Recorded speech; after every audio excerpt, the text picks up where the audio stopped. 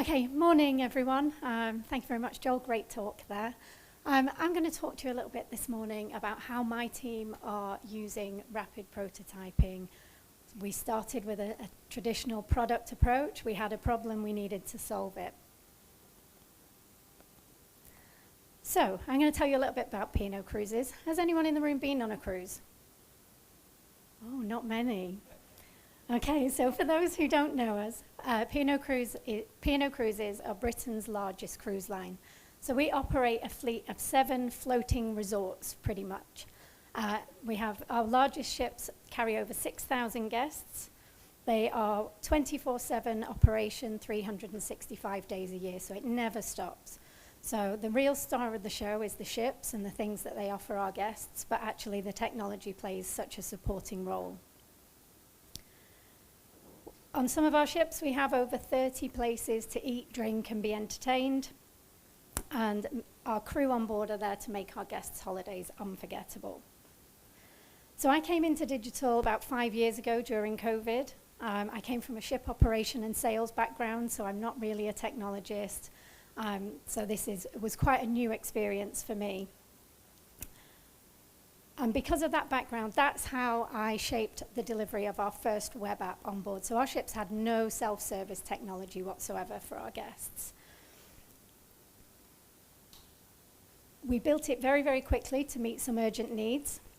You know, we needed to manage things like social distancing, and it actually became really embedded with our guests, and they adopted it so much that actually now we're leading the charge to build our first mobile app. So that's where we were working with Lumery on some of the prototyping.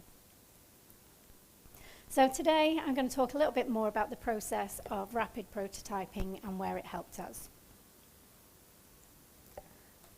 So the P&O Cruises app has a huge job to do.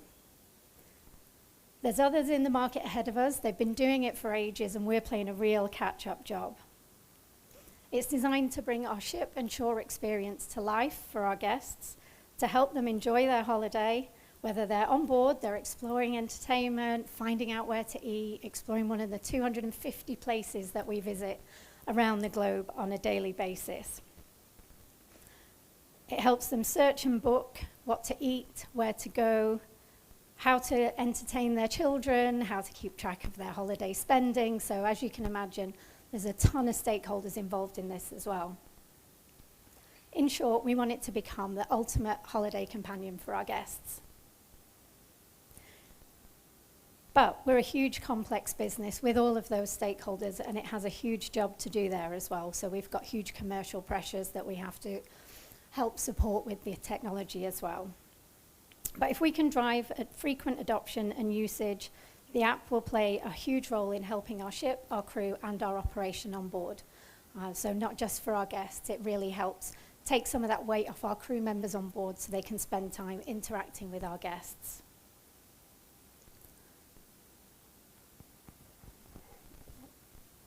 The juggling's not going so well this morning.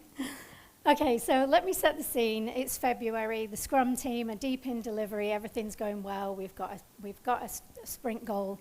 We're all on track to meet everything, and everything's moving forward.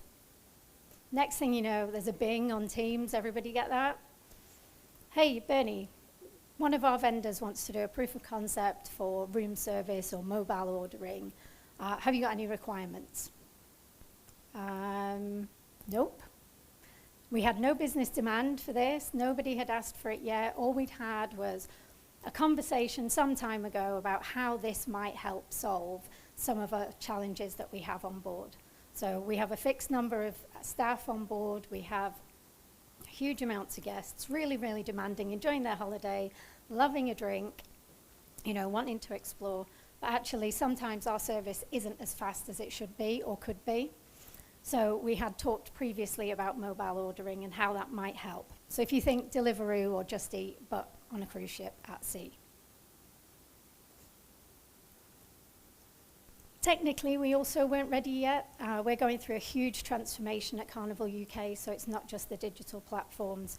We have an aging legacy architecture that we're swapping in and out daily, different projects happening. So there's all sorts of dependencies that we need to consider as we're building. But I guess a situation like this really frames what product delivery looks like in our business. Ideas are coming from everywhere. The timing is rarely perfect, but actually we do have the pressure to respond as product teams.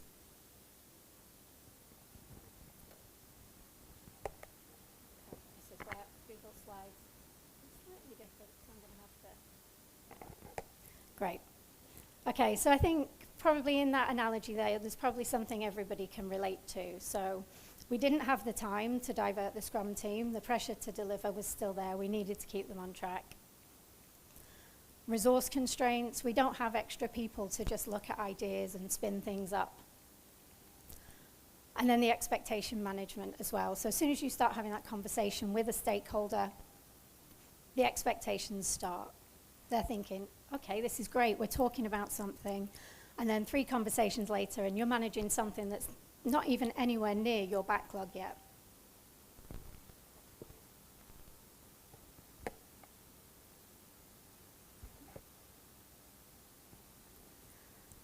So we had no time to follow a traditional discovery process, no stakeholder interviews, no market research, no data gathering, no documentation.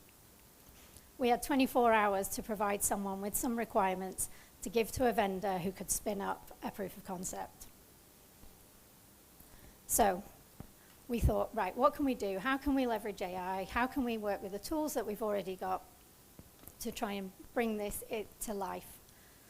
So I started in Miro, as I'm sure many people do, or your chosen whiteboarding tool. So just simply laying out the steps, what needs to happen from thinking about an order, placing it. We've all used things like Domino's, Just Eat, Deliveroo, so it's just take yourself through that process. What happens?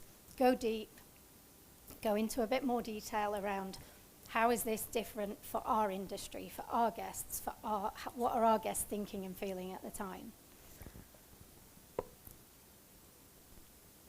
And then our internal tool of choice is Copilot.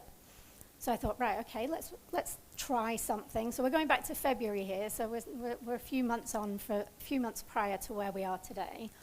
But these were our first attempts at trying to accelerate that discovery process. So we took the Miro flow, we plugged it into Copilot, and we asked it to give a little bit more detail because I couldn't just hand over this flow to our vendors and expect them to produce something that we could actually critique and evaluate whether it's possible. So on the right, you can see what Copilot exported for us. So I thought, okay, that's all right, that'll do. Let's see what we can do with that. So it was there. It got me there in the 24 hours. I'd done what was asked of me. And then when we handed it over, they said, okay, well, we'll come back to you in about 3 weeks. I was like, you're joking, 3 weeks? So again, I set myself another task. I thought, what can I do? So I'd been experimenting really lightly with tools like Lovable and Replit to see what we could do. And obviously, you have to be a bit sensitive because this isn't a company-approved tool, so I had to take anything out that could easily be associated with P&O Cruises. But literally just copied and pasted those requirements into Lovable to see what came out. So you can see on the video there just sort of how it exported it. And it's not our branding, it doesn't look like it, but you know what? It was enough to have a conversation with the stakeholder to think, is this sort of what you're thinking? Could this work? And the answer was, yeah, sort of. So, you know, it's not perfect. It does need refinement. It does need looking at with critical eyes over the top. So what it did allow us to do was accelerate our feasibility assessments. So I could sit down with our architects. We could take a look at the journey that we wanted to deliver for our guests. Did we have all the technology in place, or was it part of that transformation to make it happen, which would impact our timelines? Doing that allowed us to manage those early dependencies and identify them. It allowed parallel team collaboration. So here we could be working with our colleagues that manage the vendors. We were able to work on it together. and produce some outputs, and also shape very early on what we didn't want them to deliver for us in that 3 weeks. And it allowed us to have some really honest conversations with our stakeholders as well, to say, look, we can do this, but actually we're going to need to make some concessions here and here. We've got these dependencies. So then we were able to manage their expectations about when we might be able to deliver. All sounds great, doesn't it?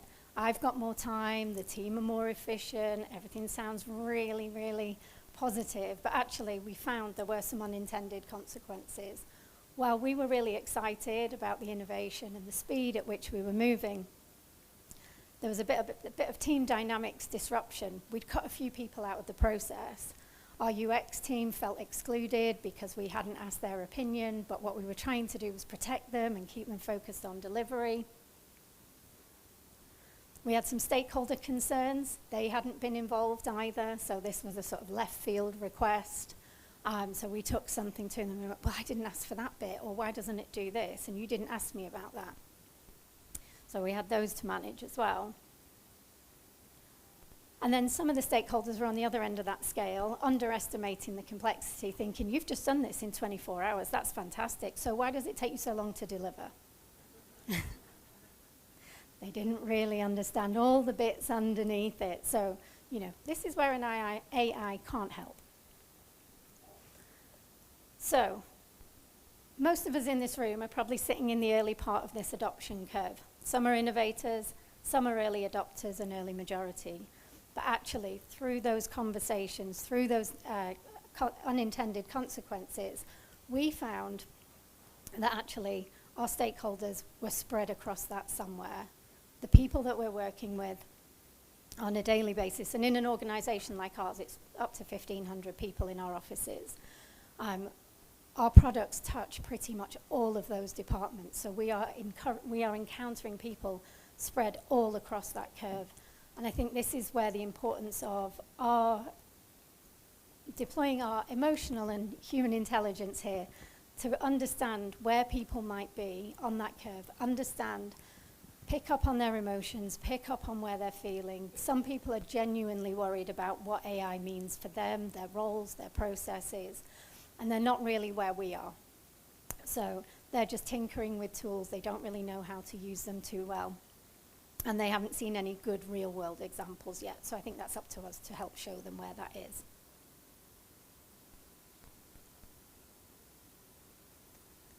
So I guess the key takeaways for me are move fast, learn faster. So whatever you do with AI, learn from it. Don't just take the output, really sort of dig into it, connect with it, and see, did it work for you? Did it produce the outcome that you wanted this time?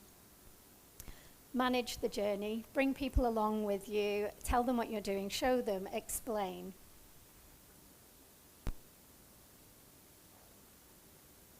Make AI your partner. So this is something I'm really trying to embed within my team, that, AI is there. It's not going to laugh at you for asking a stupid question, so ask them all.